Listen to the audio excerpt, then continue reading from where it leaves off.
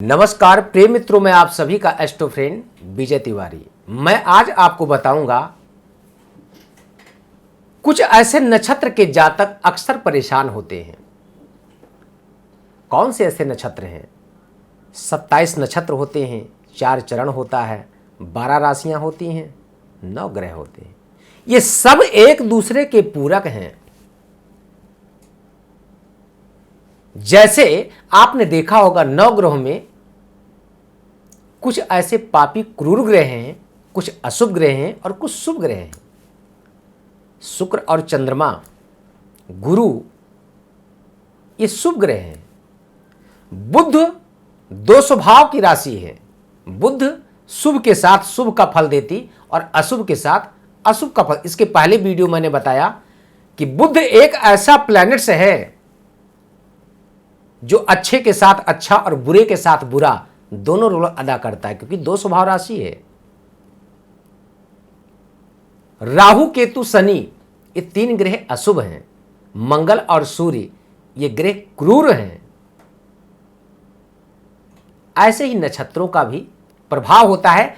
ऐसे नक्षत्र के जातक पूरे जीवन, जन्म से लेकर के और लास्ट तक किसी न किसी कारणवश इन बेचारों का जीवन संघर्षमय ही होता। क्या हैं आप भी इस नक्षत्र के जातक? अपनी कुंडली आप देख सकते हैं, जान सकते हैं उन नक्षत्र की शांति आपको कैसे करनी चाहिए। मैं आपको बताता हूं, आप नोट करें।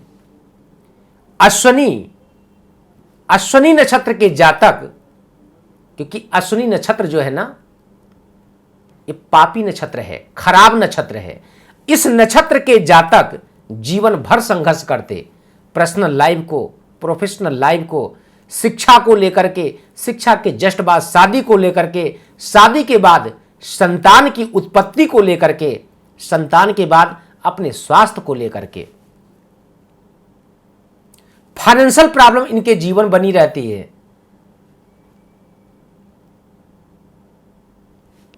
अश्विनी के बाद दूसरा नक्षत्र है ज्येष्ठा। ये भी गंडमूल का नक्षत्र है, पापी नक्षत्र है। ये ज्येष्ठा नक्षत्र का जातक अपना तो स्वयं परेशान होता ही है, लेकिन अपने ज्येष्ठ पिता के लिए भी काफी कष्टकारी होता है।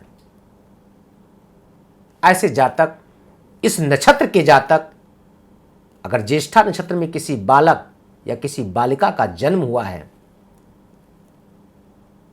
इस नक्षत्र के जातक अक्सर बीमारी से पीड़ित होते हैं, ग्रस्त होते हैं। अपने पर्सनल जीवन को लेकर के इनका प्रोफेशनल पूरी तरह से खराब रहता है। मघा और मूल, मघा नक्षत्र के जातक अक्सर नशे के शिकार हो जाते हैं। अब आप समझ सकते हैं कि अगर आपके घर में आपका बेटा या आपका पति नशा छोड़ने के लिए प्रयत्न कर रहा है, प्रयास कर रहा है, फिर भी नहीं छूटता, तो कहीं ना कहीं आपका बच्चा मघा नक्षत्र का जातक होगा। ऐसे जातक नशे के शिकार होते हैं और नशे के कारण अपने जीवन का, अपने परिवार का नाश करते हैं।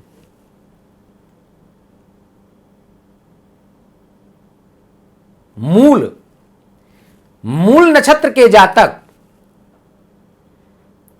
अक्सर बेफिजूल की बातों को लेकर के, बेफिजूल के उल्टे सीधे क्रियाकलाप को लेकर के आजीवन परेशान रहते हैं। उसके चलते उनका परिवार भी परेशान रहता है। ठीक इसी प्रकार से रेवती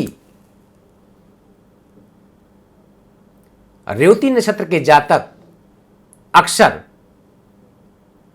किसी न किसी ऐसे ही कार्य करते हैं, ऐसे उनके जीवन के कुछ कृत्य होते हैं जिसके चलते परिवार के ऊपर लांछन लगता है, उनका भी सम्मान जाता है और परिवार को भी बदनामी ओढ़नी पड़ती है।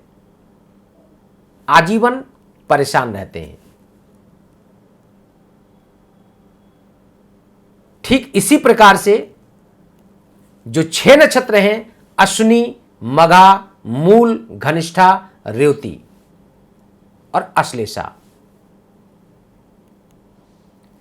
इन नक्षत्रों के जातक अपने जीवन में केवल सिर्फ संघर्ष करते हैं, कभी शारीरिक रूप से, कभी मानसिक रूप से, कभी पारिवारिक रूप से, और ये अपना स्वयं संघर्ष तो करते ही हैं, अपना तो परेशान रहते ही हैं, लेकिन इनके साथ इनके माता पिता भी परेशान रहते हैं।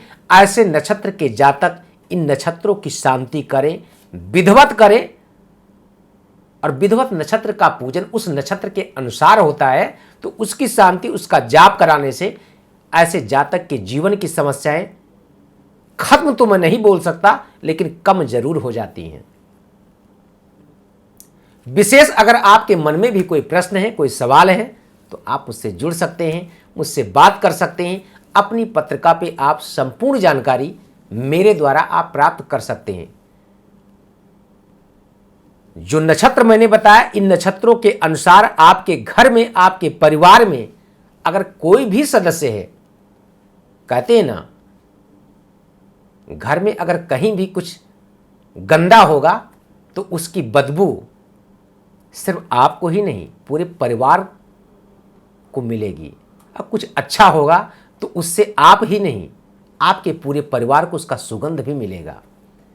घर में सिर्फ एक व्यक्ति अगर विधायक हो गया ना, तो लोग सबको विधायक कहते हैं, विधायक जी आए।